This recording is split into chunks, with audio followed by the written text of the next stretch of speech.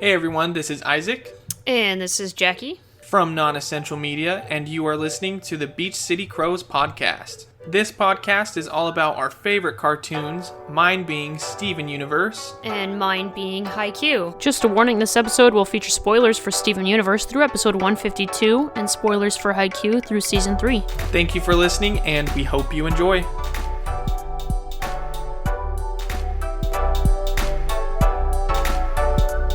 Fans and stands, where we talk about what we're fanning and standing. My name is Jackie, and I'm here to stand Haikyuu. My name is Ronaldo, and I'm here to stand my gemsona. Tell us about your gemsona. So. No, don't. Hi, everyone. Hello, everyone. Welcome to the next episode of Beach City CROWS, where we talk about some of our favorite cartoons. My name is Jackie, and I've been watching Steven Universe. My name is Isaac, and I have had the pleasure of watching Haikyuu. Sorry, Jackie. So are we going to talk about Steven Universe first? Why not? Cool. So we're getting close to the end of Steven Universe. Wait. Do we want to push away the Haikyuu fans already? Do you want to talk about Haikyuu first? Should we? It's up to you. I don't care.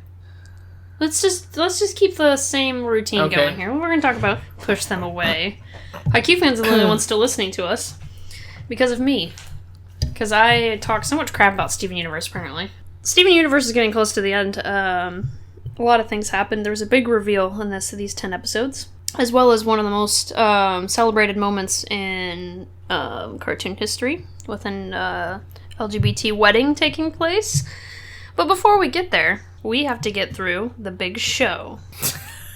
Look, I'm just going to say this. Last episode, I said these were the best 10 episodes of Steven Universe. And I was right, because these 10 episodes were not the best episodes of Steven Universe, starting with the big show, because the big show has nothing to do with all of the crazy stuff that's going on in the universe. So Steven decides he's going to film a documentary about Sadie Killer and the suspects. Lame. While Lapis is effed off into space, and we've just found out that... No, we haven't found that out yet. I was going to say... Hold on, I gotta get close to the mic. Greg also helps them by becoming their manager. We stand Greg, and he gets them a show in Empire City. I guess the moral of the story was about Sadie and her mom's relationship again, and how it's super strained and awkward. Like, Sadie doesn't quite appreciate how much her mom wants to do for her and how much she loves her and stuff, and meanwhile, Sadie Killer and the suspects are making some really dope horrorcore music. Dead inside. I don't know what am I supposed to say about this episode. I'm so... Just say it. I'm so over it. I'm so over... there's someone out there who's going to be pissed that I'm saying this, because there's no such thing as filler, and this was important for developing the characters and all that stuff. I don't care. Yeah. The Diamonds are out there looking for Steven, because he left in the middle of his trial and is now a fugitive. But Steven is going to make a documentary about Sadie Killer and the suspects. I don't care. This is something that shouldn't be happening now. There's way too much other stuff going on. It's very hard to care about it when the show has almost gone to its climax and is still in this sense of, here's some episodes that we hope you guys like, but they're nothing to advance the plot at all. They're just backstory, which we've already pretty much gotten, just in a different way that we don't really need. That would be cool for something like maybe a short clip or, something like that, but not a whole episode. Because like you said, this is the last season, and we still have episodes like Sadie Killer and the Suspects, whatever it's called. The Big Show. The Big Show, which turns out it's not a very good show. Yeah, I'm going to be honest, I started this batch of episodes really excited because of the last one, and I actually couldn't get through these episodes in time for us to record this podcast. We had to finish watching these episodes right before we recorded, because I burnt myself out watching episodes like this, and the hype just fizzling out very quickly. Is it a bad episode? I'm not saying it's a bad episode. That's not what it's about. It's about how I'm feeling watching that episode after Your Mother and Mine and Jungle Moon. Those are the 2 previous episodes. Just those 2 episodes alone. That's not even counting some of the other episodes that we saw in that batch. The Trial. Lars Head. Yeah, like Lars of the Stars. Like, those were huge episodes for the plot, and they were good episodes at the same time. I'm a plot-driven... I mean, I love characters, but I have to care about the characters first, and I don't care about Sadie enough to care about the big show in the middle of the universe being at stake. Yeah. Okay. Next was pool hopping. The episode starts with Garnet working in the Big Donut. Garnet pretty much says that she wants to do things that are unexpected, I guess. So they go... See, I don't even remember. I just watched this like 2 days ago and I don't even remember. So they go and they do a bunch of unexpected things, like order pizzas, but then deliver the pizzas to other people instead of eating them themselves. They decide they're going to deliver a pizza to Vidalia? Who knows? Well, there they pose for painting. While they're posing for the painting, they see a one-eyed cat outside. So they chase after the cat because that's what Steven wants to do. And they chase it into a forest and they find a bunch of cats. And then Garnet has a breakdown and starts crying because it's not what she expected. And this was definitely not what I expected watching the 5th season. Next episode? I'm just kidding. I feel like I'm missing something here. Garnet has a breakdown. That's all I wrote. I think that was important for her character because she needs to understand that she's not always going to know what the future holds. Yeah, there's too many unknowns out there, and knowing what's going to happen doesn't necessarily make life better. It's better to not know and to experience things kind of blindly, because that's the way life is for people in real life. Anything else? It just didn't make sense for me to see Garnet like this, especially, again, this far in. She's just... It was a very over-the-top reaction. Over the top... Do we want to get into it? No, I'm just saying it was a very over-the-top reaction. I kind of want to talk about it, though. Well, I can't get it out of my mind. We can talk about it when after. We'll do an episode where we, like, sum up the shows completely and our thoughts on them, and we'll talk about over the top. I need to talk about it. No, we'll talk... No. Our struggle with SU every podcast. Every podcast we struggle. For Garnet, it was a very... It's very awkward for Garnet. Yeah. Because she has been this leader type literally the whole show. We're not saying that she can't have emotion because she does, obviously. But this was just very out of character for her. For it to be that strong. That's so overpowering that she had a breakdown. Anything else? Nope. Okay. Next episode was Letter to Lars. Lars is still in space, and Steven shoves a letter through his head, where he catches Lars up on everything that's going on in Beach City. That's the whole episode. Nothing changes at the end of this episode. I'm just going to be honest here. If anyone listening that likes Steven Universe, which there probably is not much of you... I've already scared all of you guys away. Be honest. Do you like Mr. Smiley as a character? Who fucks Mr. Smiley? Oh, that's right. See, I don't even remember. Do you like Sadie, her mom? I think they do. I think that's why those episodes are... Frybo. Well, I don't know about Frybo or Ronaldo, but... Ronaldo. I mean, there's a reason why those episodes are still highly rated episodes. They're not bad episodes. It's just not what I was expecting.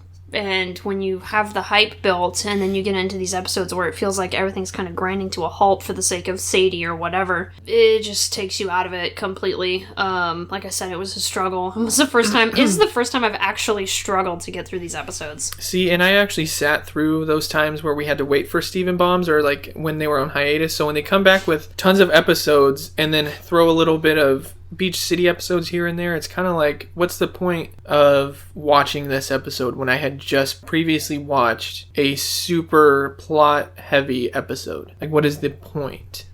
Well, the point is that you're supposed to care about these side characters. They're supposed to care about Beach City and all that. But they haven't done anything throughout the whole show that makes anyone want to care for them. Well, people do care for them though. So I mean, just because we don't doesn't mean that there's not people out there that absolutely love these characters. Next episode, can't go back. Ronaldo wakes up Steven because Steven's dad bought a giant telescope and Ronaldo's looking into the stars because he doesn't have a life. I love astrology too, but I'm not Ronaldo. There's something on the moon, and it turns out that what's on the moon is the barn. So Steven warps there with Lion, still doesn't need to breathe inside the old diamond base, and also doesn't need to breathe inside his bubble as he bubbles himself and wanders across the moon to get to the barn where Lapis is there. In case you guys forgot about Lapis and how she had to freak out and left. Lapis sings a song. Turns out she's been watching everything that's been going on Earth from a distance because she still cares and still wants to be there, but won't just go there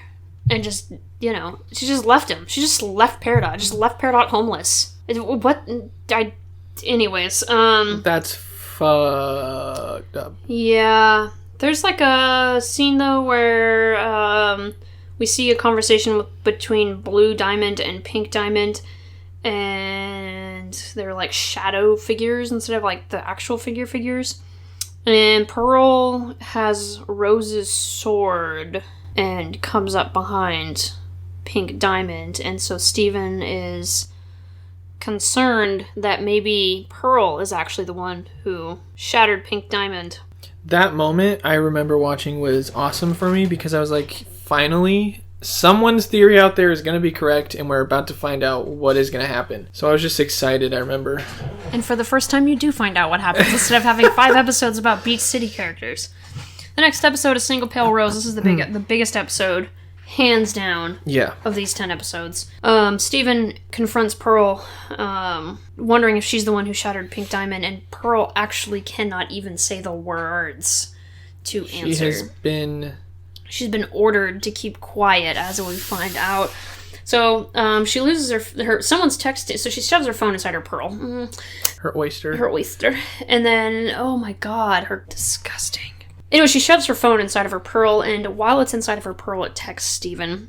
So Pearl says, look, there's things I want to tell you, but I can't, so you need to get into my Pearl. So she shoves Steven inside of her, and inside Pearl, he meets another Pearl, who then he goes inside of, and inside that Pearl, he meets another Pearl, and each Pearl is a different emotion, like a different layer of her subconscious. Yeah. So he's going deeper and deeper into her subconscious until he gets to the very, very, very, very root of her subconscious, the words that she cannot speak. And those words are that... The reason why she is the way she is, or a very defining moment in Pearl's gem sona. Inside Pearl's gem sona. So, the reason why Pearl can't say anything is because she was ordered by someone to not say anything, and that someone was Pink Diamond. Because as it turns out... Pink Diamond. Because as it turns out, Pink Diamond, okay, was Steven's mom. Okay. So, what I'm saying here is that Pink Diamond is Rose Quartz, who is Steven's mom, okay? And Steven is his mom. Steven is Pink Diamond. That's what we're getting at here. It's all connected. That's a big deal. Although, I mean, it would be a bigger deal if they hadn't started hinting towards it, but they needed to hint to it because otherwise it would come out of left field. But there was some moments where, in the previous episodes, like Jungle Moon especially was kind of like that moment where I was like, yeah, that's a big deal. This must have been really wild to watch live with all the having the huge break in between episodes and like all the theories and stuff that probably were coming out, and then in this moment, this 11-minute episode, to have someone's theory out there end up being correct. It's been hinted at before. I think season 4 and 5. Pearl can't really. She puts her hand over her mouth. It's like obviously she's ordered not to speak about a certain thing. That certain thing is Pink Diamond. Because she knows what really happened. I thought that was really cool that they went that route. Mm-hmm. And I just really liked how he literally was able to talk to the different, I guess, parts of her life, personalities. Yeah, because it was like how her subconscious had been split up. There was like repressed war memory Pearl and, stuff like that. There was like grieving Pearl over the fact that she has been left to the side for Greg. Grieving over her relationship with Rose, aka Pink Diamond. Mm-hmm. It was very interesting to watch. And then just to go all the way into the moment that Pink Diamond is quote-unquote shattered, they have this all planned out. They did it for them and the rebellion, but I don't think they knew exactly how much this was going to pretty much F up everything. Yeah, I mean, this is... catastrophic to gem society in a way. It's something that thousands upon thousands of years later is still relevant. Yeah, I agree. I think it was and the way that they went about, because the question is, I remember in the trial, the whole question being how could someone shatter Pink Diamond, and the way that they kind of like faked it was really interesting. How Pink Diamond was able to make these like little gem fragments. Yeah. Pearl shapeshifts into a rose quartz to fake poof. Well, fake shatter. To fake shatter. Yeah, so that's a big reveal. That's probably the most important episode of these 10 episodes, I would say. I would say probably the most important in the whole series. Yeah, probably, yeah. Because this is This is like the... I would say what 130, 140 episodes have been leading up to. This is like the actual climax. This is the answer. Even though I know the answer was another episode, but... This is like the true answer. Anything else? No. Perfect. Next episode is Now We Are Only Falling Apart. Upon hearing that Rose was Pink Diamond, Garnet, everyone breaks down, but especially Garnet literally breaks into pieces and unfuses. Sapphire is horrifically upset over this and is depressed, and it's awful. And then we find out that I guess the big thing of this was, like, Pink Diamond went to Earth the first time to, like, went to kindergarten, and this is kind of, like, about what happened leading up to Pink Diamond meeting Garnet. Pink Diamond went down to Earth, to kindergarten, and kind of just, this, you know what I got out of this? Pink Diamond was very immature. And Pink Diamond wanted to have fun, and wanted the fun, easy things, and life is beautiful, and Earth is beautiful, and it wasn't the bland, boring gem life. And yeah, that's my impression. My impression being that Pink Diamond was a little immature. All of this could have been stopped if they just stayed depressed. Yeah, stay depressed, Pink Diamond. I'm just kidding. Yeah, I think it needed to happen. I think a massive revolt needed to happen. It was bound to happen. But just the way Pink Diamond would go about things. Yeah, it almost feels selfish. Very, very selfish. Not just immature to me. It feels so, like, selfish to me that I think she didn't really care that much for Garnet, Pearl, or Amethyst. She just cared that there were people for her cause. Yeah. Willing to fight with her, for her. So that she could have fun on Earth. Yeah. Because life was fun. This is so hard to talk about. No, it's not. I don't have anything else to say, but do you have anything else to say? We're already 20 minutes into this. Other than the fact that I hate these next episodes, yeah. Same. Okay, next episode is What's Your Problem? Steven and Amethyst force each other to talk about their feelings. The moral of the story here is that Amethyst is kind of chill. Steven wants to go find Ruby because Ruby's ran away, and everyone's in Ruby Ryder! Oh my god. Everyone's in an emotional mess. And Amethyst finally tells Steven, hey, are you okay? Like, your mom is Pink Diamond. That's kind of a big deal. Like, it's your mom.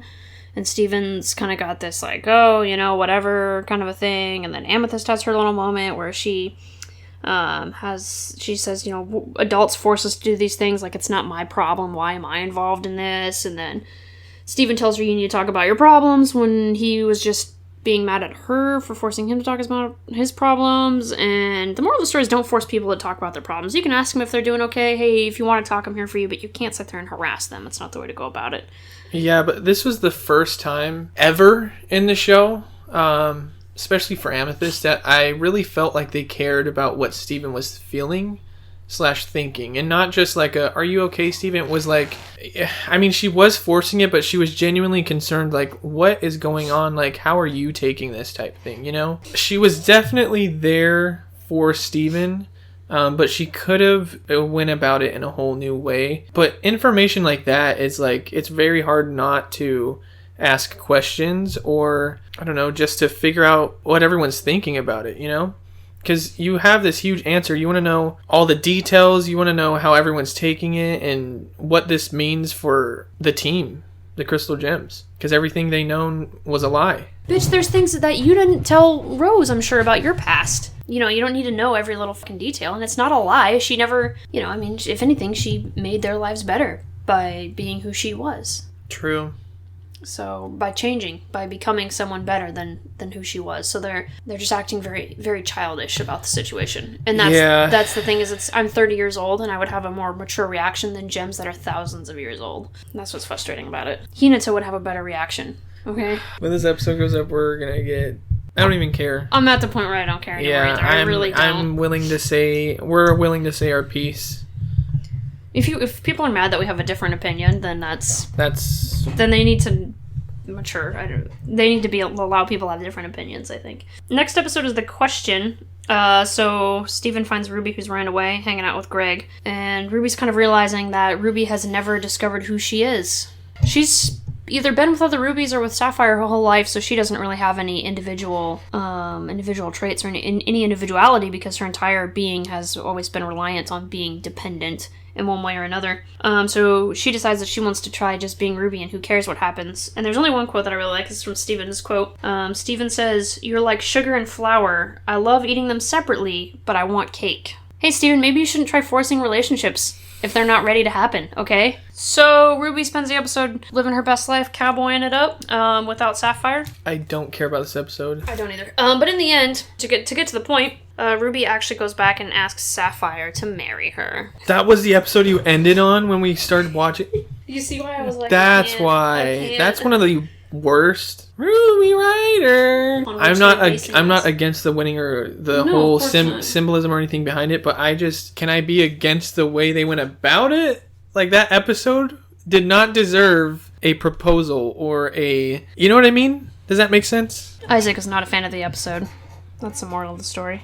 I like the outcome of the episode. Of course, yeah. I think we're all in agreement that Ruby and Sapphire are great for each other, and that it's fantastic that they're going the direction of marriage. That's amazing. Was it a pain to get through the other 10 minutes of that episode? Absolutely, it was. Sometimes the end result doesn't justify the crap I have to sit through to get there. I swear to God, if the end of this show isn't any good and I sat through this for a crappy ending, I am going to riot. Like, some diamonds just better be getting their heads knocked off at this point. For all I know, the cluster is going to come back. Oh, wait, it does. But first, we got to get there.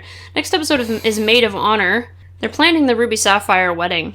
And Steven decides that it's not complete without Bismuth, so he goes and gets Bismuth and tells her that Rose is Pink Diamond, thus he is Pink Diamond, and that she needs to be at the wedding. And Bismuth is like, why? And Steven's like, shut up and go to the wedding. We just watched this episode.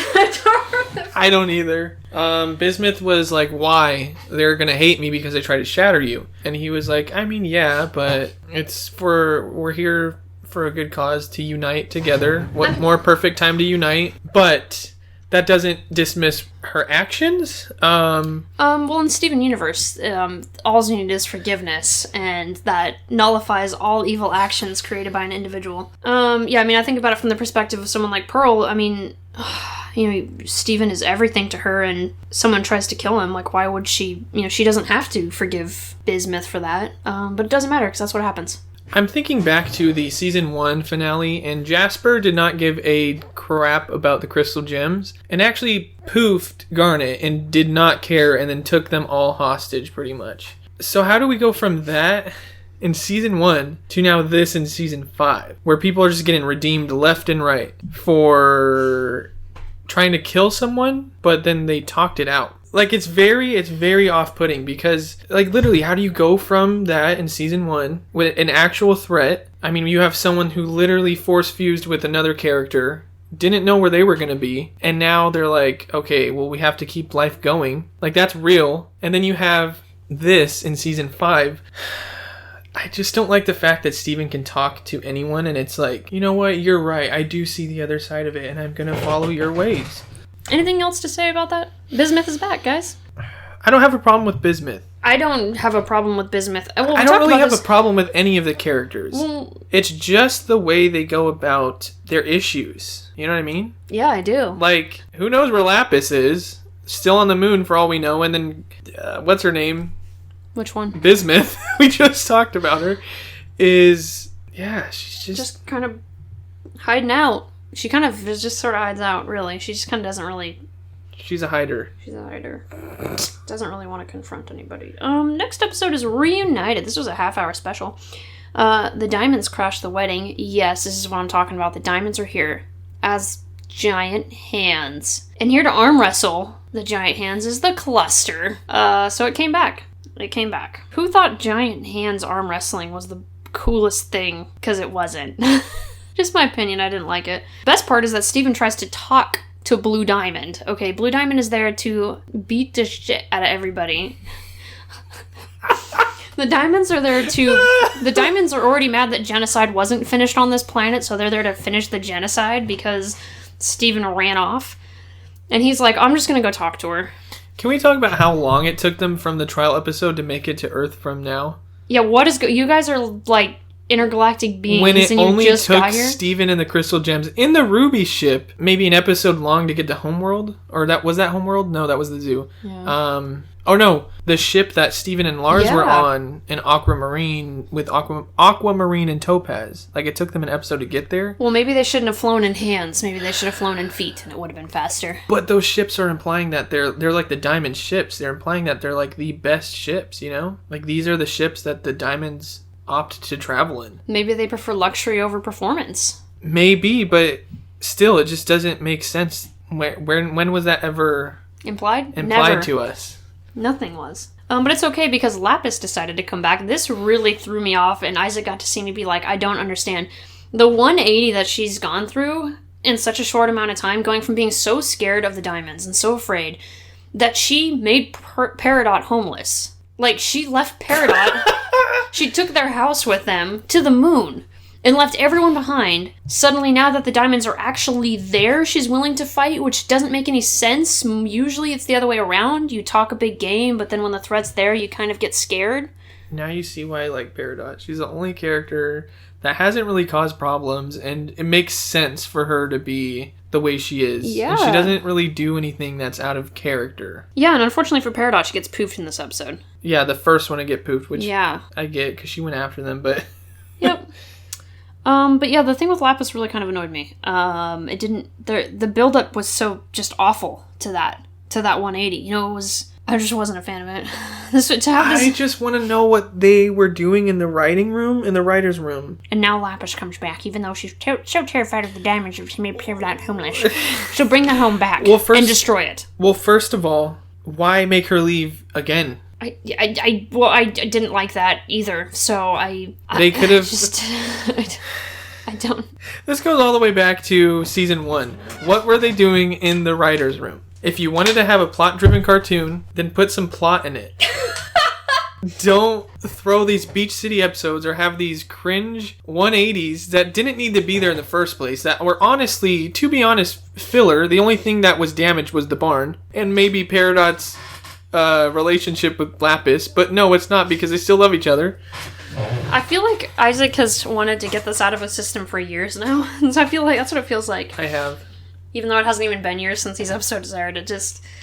Oh, maybe it has been. I don't know with Stephen Bombs. But, Stephen also gets knocked out, and he enters this new plane of existence where he is ascending. Stephen ascends. And while he's there, he gives everyone some nice, motivating speeches about how we're all gonna do this together. And then gets to the diamonds and bumps into them and touches them and is like, I'm Pink Diamond! And so then they're like, oh my god, Pink is here? What? So now they know that Steven is Pink Diamond. Listen, I have one more thing to say. Okay.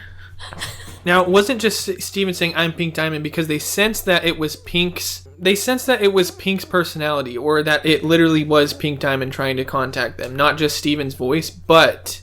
And also, I get that they've gone through literally like 6,000 years of emotion, but wouldn't you feel a little pissed if it was like, okay, so Pink Diamond is Steven? Like, I'm pissed. You made us grieve for all this stuff just to become Steven. Yeah, wouldn't they feel betrayed by that? Like, I understand their grieving techniques, they do not have any techniques. I understand their grief, but like, would you not be so pissed if you found out that Pink Diamond was Steven and you're like, are you kidding me? Like, yeah, I'm happy you're still alive, but like, are you kidding me? We went through all this, and part of it was because she wouldn't have that rebellion. But then again... Selfish. It goes back to Pink Diamond being selfish. Pink Diamond has been selfish from the beginning. And it's almost like Steven is trying to be the opposite of that, like trying to be his ideal mom and care about everybody and want everyone to be happy and believes in the togetherness idea and in forgiveness and all that stuff. And that conversation will... end literal genocidal maniacs from destroying Earth. Just a simple, hey, I am this person. Okay, we're gonna help you guys. We don't want to destroy the Earth anymore. Anyways, on a lighter note, we still got to talk about Haikyuu. Yeah, and Steven. Oh shit! I'm so sorry. Whoa. You are not Steven. I'm so sorry.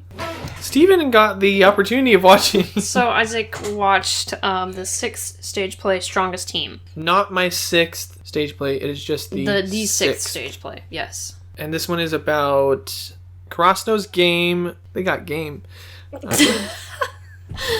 I'm just glad you said game and not gang. Krasno's gang. I mean, they are a gang. This stage play is about the games between Krasno and Aoba Josai. If it's in anime terms, this was the season 2 game or season 3 game with Shiro Torizawa. That could have been worded a whole lot better, but I'm just going to keep rolling with it. Cause... I muddled your brain talking about Steven. I'm sorry. So it starts out, the ending of season 1's game where they all kind of have that moment where they're like, we lost, we're not making it to nationals. It was very, one thing I liked about it was very literally and figuratively dark. Yeah, the stage went like black and red. Yeah, and it showed like red all over across those players. It's kind of ominous, but it really puts you into that mindset more than I think the anime does. Yeah. But also the anime's not just gonna like throw on a black screen with red lighting. True. But yeah, I really liked how they can do different things like that. And then from there, we instantly go into the game against Aoba Josai again. So we skip pretty much a whole season. Those are in other stage plays. Yeah. There's 2 other stage plays. They just kind of explain what happens super, super briefly within those other stage plays and then go into the second Aoba Josai game. I'm going to be honest, I actually like the stage plays version of this game better than the anime. I'm not saying the anime did it bad because I love that game. Oh, that game is phenomenal. It doesn't matter what version it is, but yeah, But the stage play is better, in my opinion. Anime is already up here, and for people that don't know, that can't see, for the blind folk. For all the people out there watching with their ears. Daichi's actor cries a lot in this play. He's crying in the very first scene, and I don't think he ever stopped crying. He didn't. It was like a waterfall. Yeah. By the way, there was some actor changes from the play that you watched. So we'll start with that. How did you feel about the new Kageyama? I thought the older version of him in the stage plays looked more like Kageyama, which helped me a lot. But this one definitely felt better, even though he didn't really look the part to me. Yeah, I think I've said this before. I don't remember if I said this to you or not, but to me, the first Kageyama actor, Tatsunari, is the cool Kageyama that we kind of originally have in our head when we first start Haikyuu, and then Kageyama comes in and plays the, like, slightly dorkier Kageyama that we come to know and love.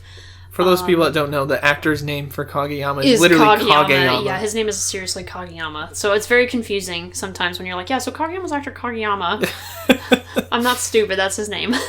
Yeah. And I don't mean to say that Kageyama's a dorky looking guy. I just mean that the way he plays Kageyama, it feels a little more goofy. And not that it's, like, unrealistic.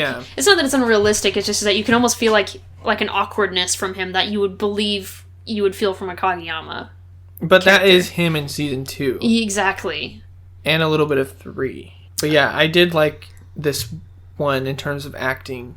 The only thing I had an issue with was the fact that I don't think he really looked like Kageyama. Yeah. But that was it. And, like, that's easy to get over, you know, because you already know who they are. They have a big number on them. Not hard to figure out.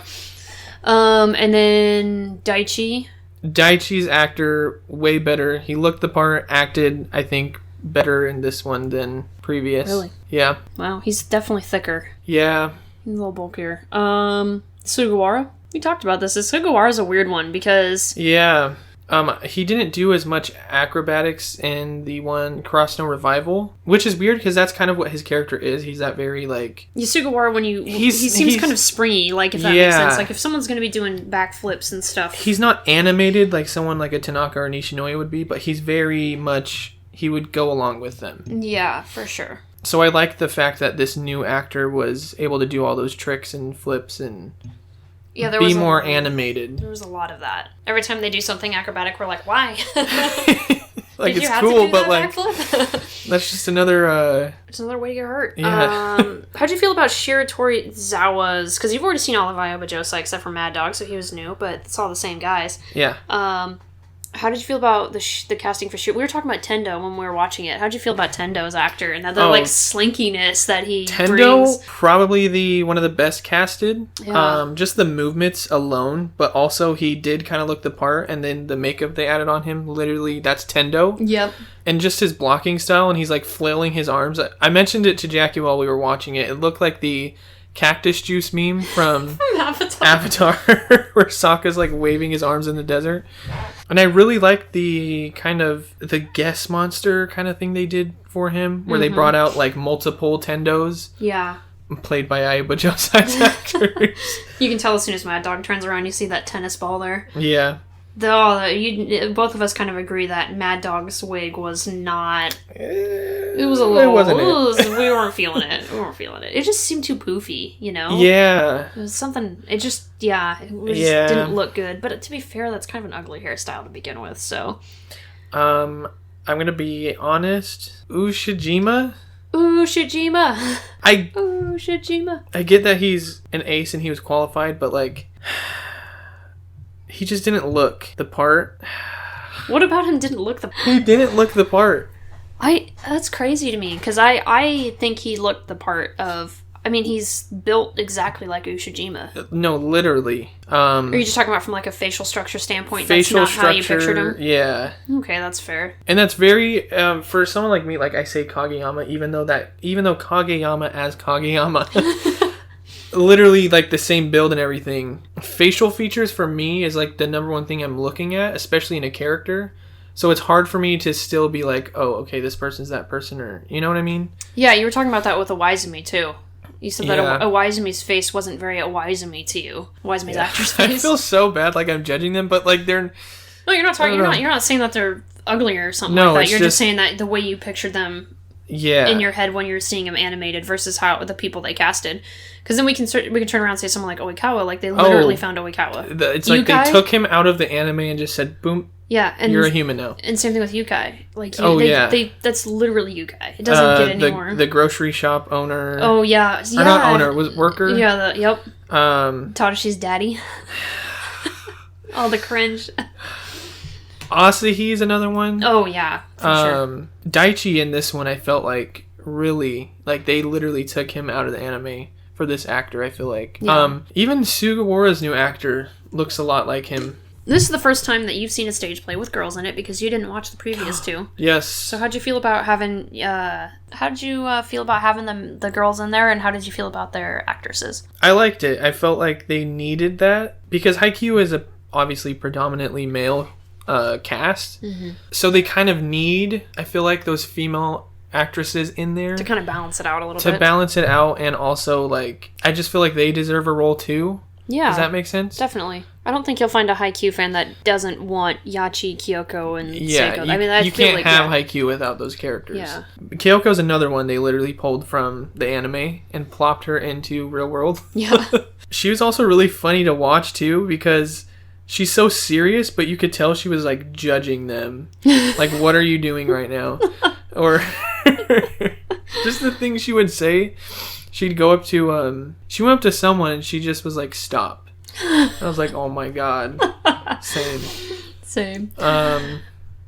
In the stage production too, because the last one you saw was Cross and Revival, so there's a huge jump in quality. There's a balcony. Yeah, it moves and there's a moving door, not just a door. It's like what do you call that? Like a literally moving wall. Yeah. Tadashi's backstory. Oh yeah, you said that was the best. That is part of the reason why I like this version of the second Ayabujosai game in the stage play better than the anime. I thought they did an amazing job. They gave him that spear, and he did all those cool like moves with the spear. Yeah, you felt the power of the serve. Definitely. Yeah, the symbolism was really good. And also his actor is just he can be Tadashi, and he knows when to be Tadashi and when to act out this part, if that makes sense. Yeah. Because that part needed a lot of like sternness. Yeah, I just like the backstory they gave him, and they did a really good job at focusing on him while also having everyone else on the court. And then they gave Suki that shield, and I was like, what? Which is something you don't see in the anime, and I haven't read the mangas yet, so I haven't seen that, but I guess Jackie was telling me it was in the manga, which I will really want to see. I just think that's cool that they can give another level of imagery / symbolism to these characters. Hinata was walking around with a hatchet thing, a hoe. Yeah, you'll have to watch the fourth stage play someday so you can learn about Asahi being a horse and Kageyama being the moon and Inoshida being Hamlet. I can see it. Yeah. Also, Inoshida gets stepped on. God. Every other move they do. Kazuma, your back has got to be hurting you, bud. Yeah. It's we were talking about the choreography and how with Shiro Torizawa the choreography really gives that sense of power. It does, and the sense of control that Ushijima has over his team. how he kind of is really the powerhouse, the engine of that team. And we know that because we've seen the match before, and we know that the majority of their points come off of Ushijima. And so for the choreography to kind of give that sense as well, is really well done. The music, too, is totally different than it's very... It's like techno jazz. Yeah, it's unusual. But it works. It works really well. So even when Ushijima was up to spike the ball, he would spike it. Obviously not a real ball, it's just a projection, but the actors on Krasno's side, the players, would react in a way that makes you think that there was an actual ball that was hit. It's just their ability to act is just top tier to me. It's that simple, their ability to act.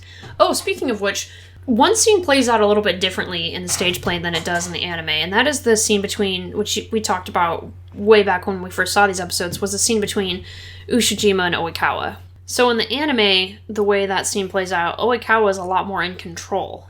And the Trump Moon's there. Which makes everything better instead of Hinata and Kageyama overwatching this scene. What are your thoughts on how they played that scene with Oikawa coming off the emotion still of the scene before? It's almost like they didn't even give his actor a chance to come down off of that. So it's a lot more heated. I like that. I liked the direction they went with that. Not letting him be able to kind of catch a break added to that furiousness and emotion-filled talk with Ushijima. It helped him, I think, Oikawa. It made that what his character's going through a lot more on the forefront. Exactly. He doesn't seem as, like, sociopathic. Oh, yeah. You know, because I think that when you see that interaction between Ushijima and Oikawa in the anime, you get this sense of, like, Oikawa is actually really going through a lot of turmoil on the inside, but he plays it so straight-faced in a way. Two sociopaths going at it. Yeah. And then there was some scenes that were not in the TV anime. I think they were in the compilation movies. I know they're in the manga. Where, between Oikawa and his team, where he thanks them for the 3 years, and then... Oh, yeah. Ushijima passing the torch on for Shiratorizawa as well. How did you feel about those scenes, since those were actually new to you, even though they're canon?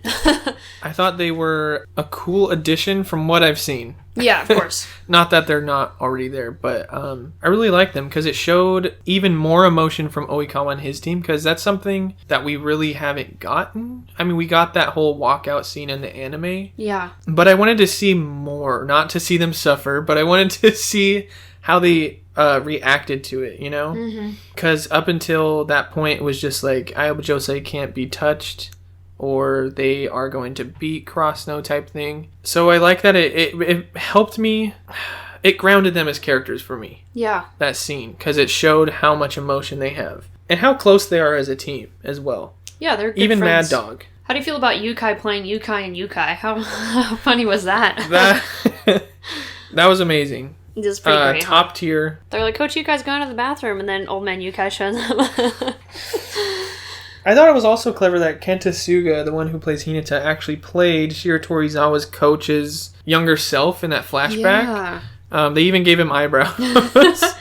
I think it helps kind of bring home the struggle that coach has during this match or this game. Yeah, because his animosity towards Hinata is that he sees himself, and he, I think there's a little bit of bitterness there, and to have, like you said, to have Kenta Suga literally play him is just a good way of kind of bringing it all together. Yeah. You have to understand his animosity, though. This is someone that's Hinata literally was, or that coach was Hinata when he was younger. And didn't get the same opportunities. And didn't get the same opportunities. Exactly right. And it shaped his entire coaching attitude. He sees heightened power as the only way. And of course for Yukai, it's just a family thing, to be mixing it up and trying something a little more chaotic and a little more cutting edge. So that coach had to sit through a whole game of them getting beaten because of Hinata. Yeah. Someone that he could have been but didn't have the same opportunities. That hurts. That sucks. That's awful. No wonder he was so pissed. It was like 200 sets when we get home. How were your emotions seeing the third years together and seeing them going to nationals in the stage play compared to the anime. I mean, you already knew it was going to happen, but did you feel it again? Already knew it was going to happen. I felt it. I will say the only moment I almost cried, I actually teared up, was that extra scene with Oikawa and his team crying. It's too real. I was like, oh my god. I'm a person who, when I see people crying... You can't help but cry. Yeah, and they are bawling their eyes out. Oh, yeah. And Oikawa's like screaming, crying, and you're like, stop. Stop. I could have made it if you didn't scream, but like now you're just doing too much. Get a towel. Oh my god, the sweat. The sweat was fucking unreal. I wish I could be in the audience just to throw a towel up there and be like, use it! Please, wipe your chin, at least. It's dripping. That's disgusting.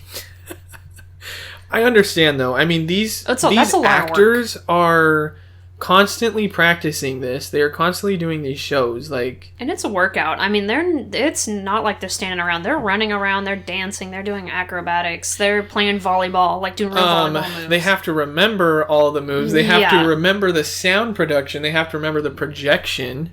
And they're into those hot lights of the stage, and I'm sure there's just, on top of that, like a slight bit of nervousness. And yeah. It was just more of a funnier thing to me, because I'm like, someone get him a towel, you know? And even when he had a towel, he didn't wipe his face. Yeah, he had a whole towel around his neck, and you're like, you didn't take our advice. But that's okay. You could have wiped your face. But yeah, I really liked it. I like this one better than Kurosno Revival. But I think that's just because this one was, they already know, like you said, they already know what they're doing. They know what the feel they can get from it. And obviously Hinata's actor, who's the main person of it pretty much, of this series, knows how to play him better. Yeah, he really has become Hinata. I mean, this is his last performance as Hinata, and to see the growth there is pretty remarkable. I mean, that's quite a few years of, that's like 200 and something performances as Hinata. Yeah. And you can see it. He's already a great actor, but then to truly become Hinata there at the end was really cool to see. Okay, so the curtain call, specifically Tsukishima's part. He literally comes walking out crying already. And I had no choice but to laugh. The audience is laughing. The cast members are laughing. Like, it's messed up to laugh, but it's like, he's already crying walking out. Like, he couldn't even save it. He couldn't help it. That's how much this meant to them, you know? Yeah.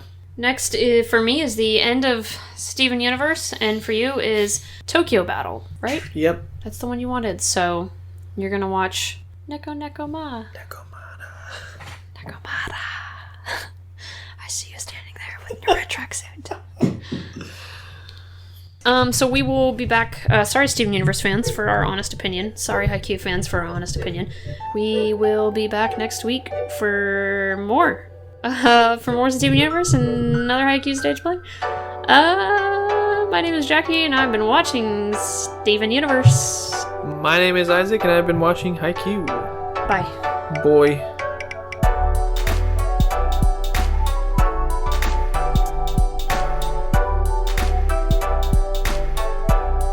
Hey guys, it's Jackie. And Isaac. From Nonessential Media. We just want to thank you guys so much for listening, and if you'd like, feel free to subscribe to our YouTube channel or our Patreon. And we want to hear from you guys. Let us know what you think.